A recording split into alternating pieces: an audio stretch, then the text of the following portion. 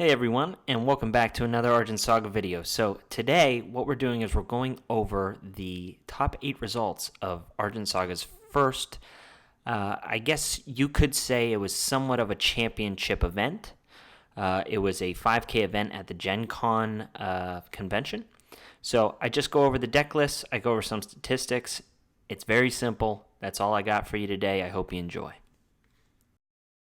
So on the weekend of August 3rd, Alter Reality Games actually hosted its very first competitive event for Argent Saga.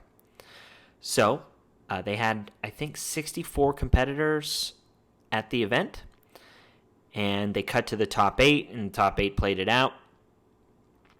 And the first place winner was Nick Blandon, and he ended up playing a black-green deck, and I think it surprised a lot of people because the champion that he used for Dark was actually the champion Eragon, which was one of the box toppers that you were guaranteed if you bought a box. So you got a play set of all of the box topper champions. This was a printing error. You were only supposed to get one, and it was supposed to be foil. So everyone kind of lucked out if they bought stuff early. So they're going to actually correct that in the second wave. But as you'll see here with the top 8, half of the top 8 is actually dark green with Eragon as their champion. So the reason they ran green as their spirit with Kite was Silvia, which is the Argent Rare for green, one of the Argent Rares. If you go back and you look at my review of Betrayal, I talk about this card a little bit and pretty much how great it is, and I think a lot of the top players realize this. So Eragon actually has a really unique function with Silvia. I'll show it to you now. So basically, the whole reason this combo is good is because Eragon has an exhaust ability. It says send the top 2 cards of your deck to the discard zone, or you can exhaust and pay 1 and put target unit from your discard zone on the top of your deck. So literally, all you do with this is you tap Eragon and you mill 2. Okay? And you continue to mill 2 until you reach Silvia. So whenever you reach Silvia, next thing you do is instead of exhausting him to send the top 2 cards of your deck, you literally exhaust it, pay 1, and then put Silvia, if I can grab it, back on the top of your deck. And then you draw it, and then you activate it. And then if they kill it, you just use Eragon again. Pew! Pew! And then you draw again, and then you do it again. And you're like, oh wow, I'm so good at this game. Yeah, it's really good. So anyway, yeah, it's pretty good. But that's the play. So now that you know the combo, I just want to run through the top 8 deck list real quick, and then I want to go into some statistics. So, first place was dark green. Second place was light green. Third place was dark green. Fourth place, light green. Fifth place, blue-green. Sixth place, dark green. Seventh place, dark green. Eighth place, light green.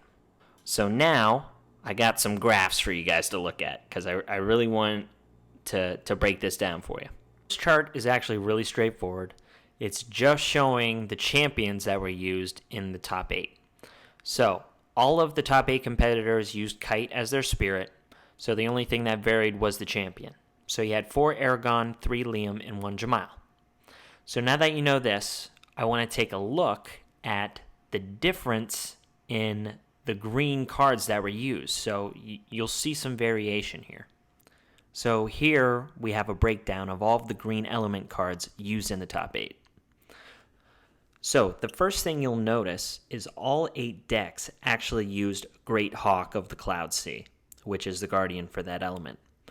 The other interesting thing is only 6 of the 8 decks use Silvia, which is really interesting because it's one of the best cards and probably the main reason to run Kite as your spirit. I honestly think those 2 competitors just didn't have the cards. And maybe they were hoping to get it that day or something like that, and they already had the deck built, so they just ran with it. But I would think if they had it, they would have ran it. So I think if everything was optimized, you would have seen all 8 of the competitors use Silvia. So, some of the techier choices, you had Monarch Sky Dagger, you had Sandtree Traveler, you had Skyship Engineer, and then you had Skytree Hawk. Only half of the top 8 use those cards, so that's kind of interesting. And then, last but not least, you have Garga, who was in most of the top 8 decks, but 2 left it out. So, just something to take notice of. So the last graph I want to show you is based around the Argent cards. So the Argent cards, are the colorless cards that can be put in any deck. It's interesting to see that there was some commonality amongst the top 8 on the better Argent cards to run. So Twilight Knight and Rudy are both Argent rares, and they're very good. So you can only run one of them. But Silver Watchwoman is a super rare, and she's also very good. And I think it shows here with how the top 8 tended to value her. You had five of them out of 8 running her. So it's just, again, something to note. So as you can see, dark green was a key factor in this very first event, and mainly basing it around Eragon and Silvia. The fact that you can continuously loop this combo for a simple cost of 1 is nuts. So having your Spirit being able to bounce Silvia back to your hand and utilizing its effect twice in that same turn is also nuts. So this is a very key combo right now, and there's not a whole lot of answers to it. So it's really interesting to see how these competitors came up with this. I think it's really innovative, especially only having 2 days to put together, something this competitive. But, that's my breakdown of the top 8 lists.